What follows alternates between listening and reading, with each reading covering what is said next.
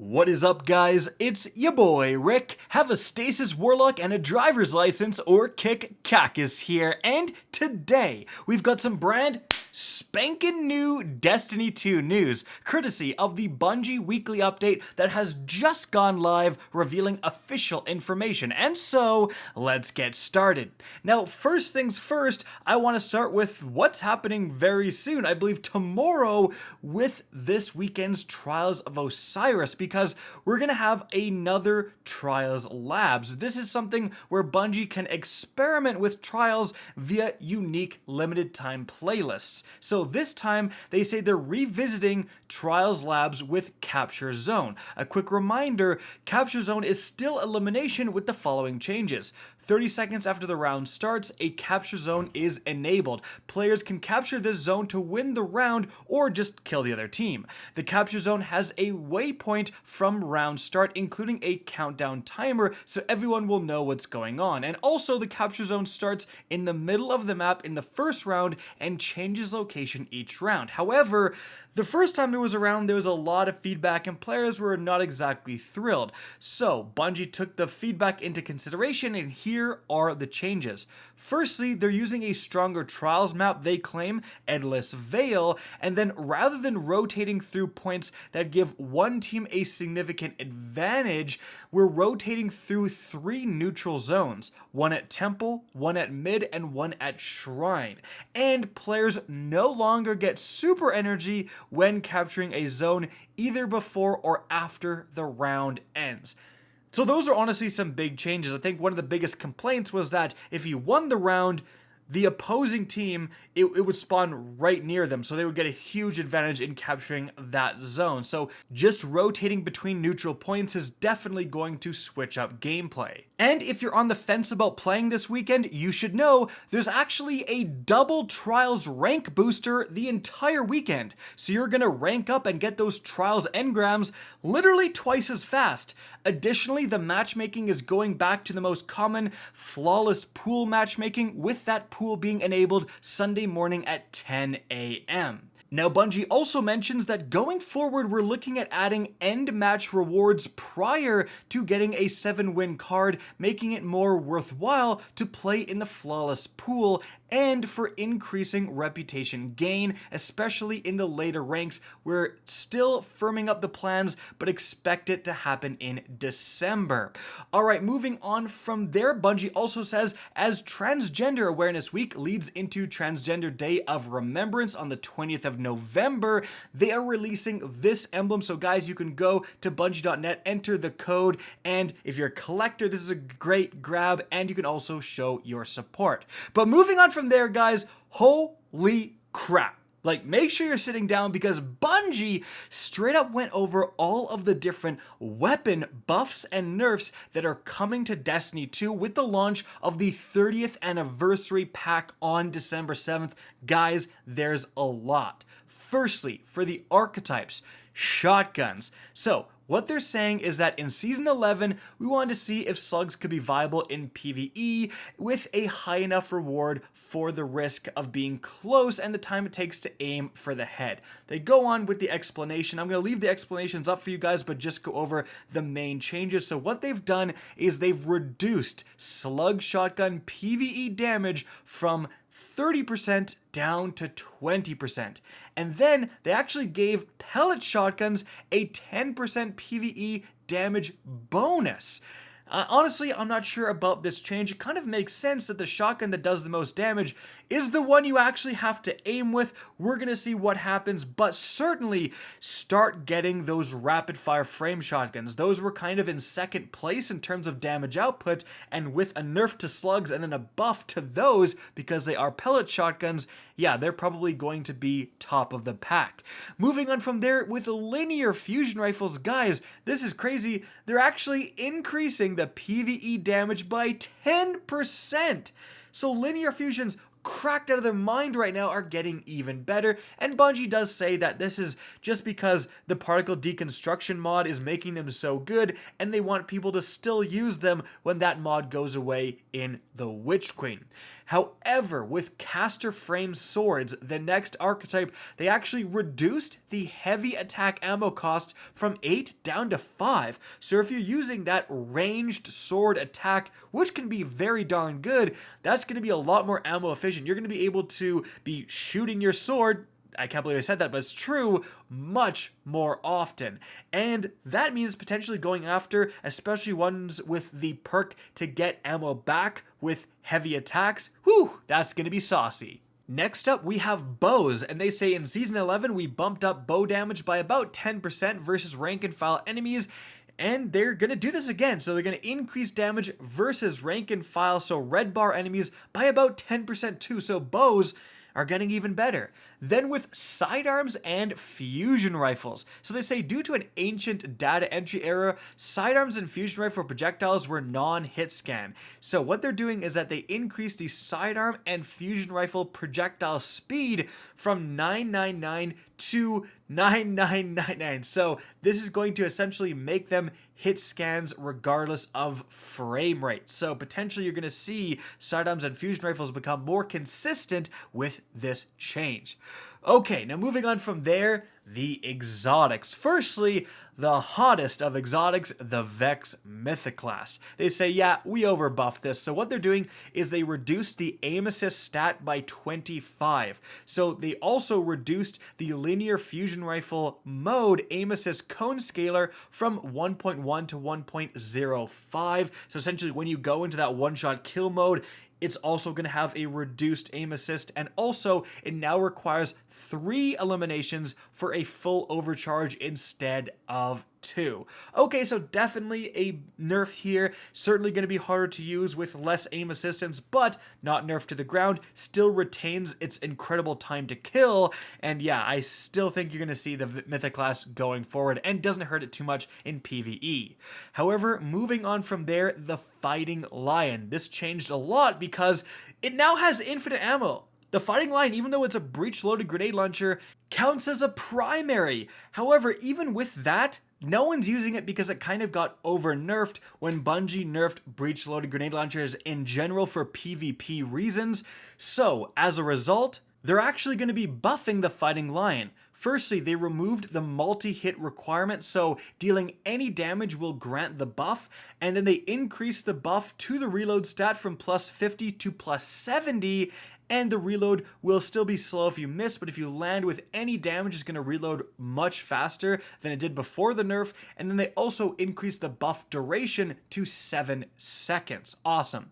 Alright, moving on from there, one of the biggest changes, guys, Arbalist, which is another special linear fusion rifle like the Lorentz. So now, starting on the 30th, it's going to have intrinsic anti-barrier. So the Arbalist will join the Ariana's Vow as just being an exotic that is always anti-barrier. And guys, like, holy crap, the background gameplay you're seeing is the Proving Grounds Grandmaster that has both unstoppable and barrier champions. Do you know how much I wanted this buff to be in place right now so I could use an Arbalist, and then I could also use a heavy linear fusion and use my heavy to deal with the unstoppables and my Arbalist to deal with the barriers, and then just have linear fusion, finders, and scavengers? Holy crap, expect the Arbalist to become a huge part of loadouts going forward, and it has intrinsic disruption break, which grants bonus damage when you shatter a shield, which is going to count for barrier champions. Like, this thing is going to be insane. Moving on from there, the Sleeper Simulant. Guys, wow, they've actually increased the magazine size from 3 to 4 and increased the PvE damage by 6%. That is actually going to be combined with the 10% linear fusion rifle buff that we already went over, so expect the Sleeper Simulant to get a lot better.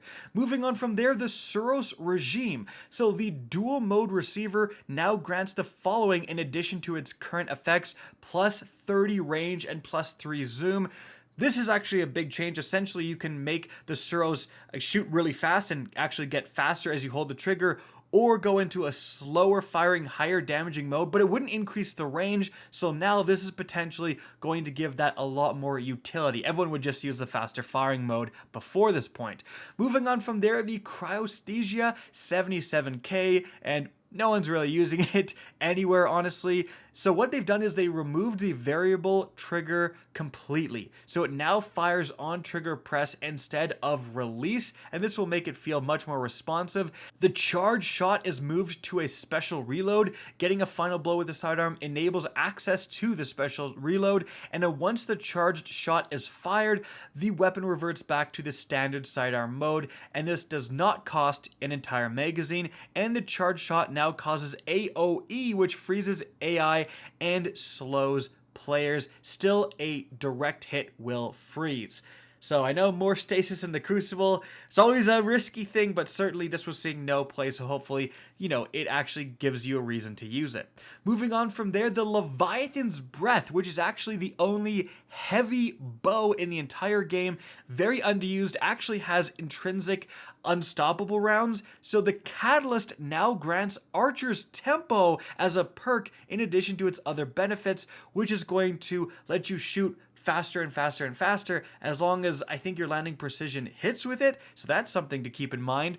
Woo! The Whisper of the Worm, guys, the original DPS king. No one uses it now, so what they're doing is they reduced the delay on activating Whispered Breathing from the Catalyst from 2.1 seconds to 1.2 seconds. So you used to have to aim down sights for 2.1 seconds to get Whispered Breathing, and you basically needed Whispered Breathing to have any sort of substantial damage. That's going to be a lot easier to activate.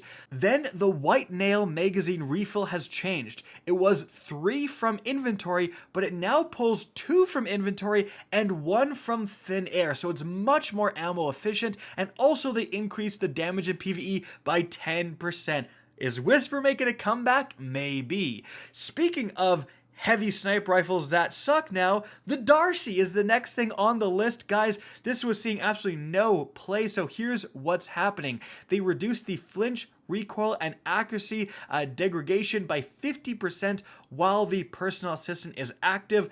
Personal assistant now has a 1-second delay before deactivating when off target, and it was instant before, and they increased the damage of PvE by 20%. Certainly pretty darn impressive. Then the Malfeasance. So they say for a weapon all about explosions, this hand cannon's explosions were a bit underwhelming, so they increased the explosion damage by 50%. Guys, I did a video going over the lucky pants for the hunter now that they can make hand cannons do insane damage in PvE, and the Malfeasance was one of the best weapons to use with the lucky pants. So this damage increase combined with the lucky pants, whoo, that's going to be insane. But moving on from there, the Dead Man's Tale. They say we've seen the scout rifle's usage drop dramatically on console, so what they're doing, and they say, note, this isn't actually branching the tuning between input devices, but the bits we touched are either only present or are much more impactful on controller, so they increase the reticle friction fall-off distance, then less recoil, and then improved accuracy. And so yeah, if you're a controller user, if you didn't already have enough aim assist, now you can spam the Dead Man's Tale. I'm just kidding. But yeah, Dead Man's Tale is better for controller users. Okay, the Heir Apparent Catalyst. I called it when this first came out. This thing is a menace to deal with. So they actually reduced the damage resistance against players from 75% to 25%, but they do say no effect in PvE, so keep that in mind. The Lorentz Driver, so what they're doing is they removed the ability energy regeneration on picking up a telemetry, so it was maybe a little bit too hot. Then the Traveler's Chosen Sidearm, it now grants 10% ability energy per stack on activation, was previously more generous on low stacks, less generous on high stacks. The average amount for 10 stacks is unchanged, and then they reduced the stacks granted on a Guardian defeat from 3 down to 2. So apparently Traveler's Chosen, bit of a nerf, I think, right there. Then for the perks, okay, so for Adrenaline Junkie, eliminations with the weapon can add a single damage stacks or extend existing ones. Grenade eliminations boost the stacks immediately to ×5, and they lowered the duration to compensate for weapon activation. And wow, that is a massive change. So basically, Adrenaline Junkie is just like Swashbuckler, where the weapon can increase the damage slowly over time, but instead of a melee, you use a grenade and it jumps right up to ×5. This is going to make it substantially more usable, And yeah, like this is actually a huge improvement to this perk. Moving on from there, Vorpal Weapon. And Bungie says, yeah, it was kind of a no-brainer to use Vorpal Weapon on every sort of like heavy and special weapon in PvE. So what they've actually done is instead of 15% across the board on every weapon against bosses, champions, and so on, now it's 10% on heavy weapons, so a nerf to the heavy weapons, then 15% on special weapons, so exactly the same, and then 20% on primary weapons, because there really wasn't a point to use Vorpal Weapon on primaries. Now that might change, and they say there's no change to the damage output versus players in their super part of it. And then with Whirlwind Blade, it was pretty much the best thing to use for swords for DPS output. So now they've increased the number of stacks to hit max damage from 5 to 10. So you're going to have to keep swinging all the way to 10 times before you're doing the same damage as in 5. Then for Pulse Monitor, they changed the threshold for activation from 90% health to 30% shield, so now it requires much less damage to trigger, so check that perk out. And for the mods, so for Quick Access Sling, as you can see, the functionality changed. It was plus 100 handling and then 0.9 for the ready, the stow, the ADS time for those 0.4 seconds after running out of ammo. But now it's no handling apparently. It's just that 0.9 ready and stow all the time regardless of running out of ammo. And Bungie's saying, so you're not only using it with bows and breach grenade launchers, which run out of ammo on that first shot. But apparently this change also applies to the swap mag perk. And then the full auto retrofit. So Bungie says we've seen plenty of requests for an accessibility option allowing full auto fire, particularly on fast firing semi-automatic weapons. So essentially they added a full auto retrofit weapon mod that enables full auto fire while the trigger is held, usable on legendary hand cannons, sidearms, scout rifles, and pulse rifles, and this is unlocked by default for all players.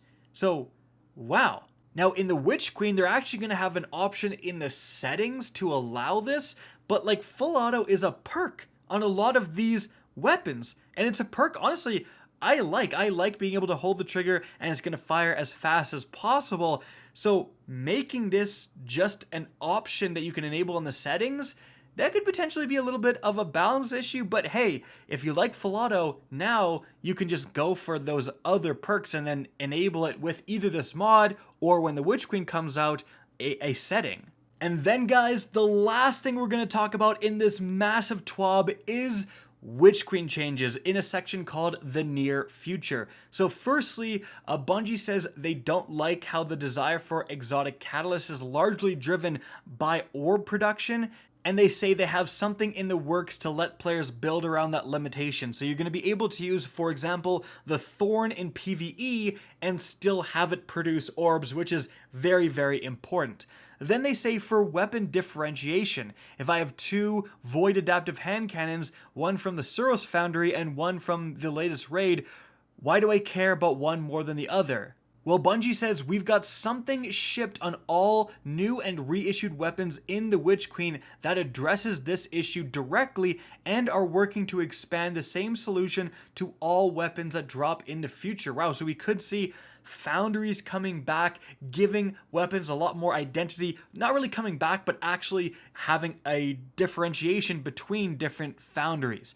Then Bungie says we mentioned in the last patch notes that we're not done with special ammo economy in PvP and have a further tweak coming that should help bring down the amount of ammo floating around.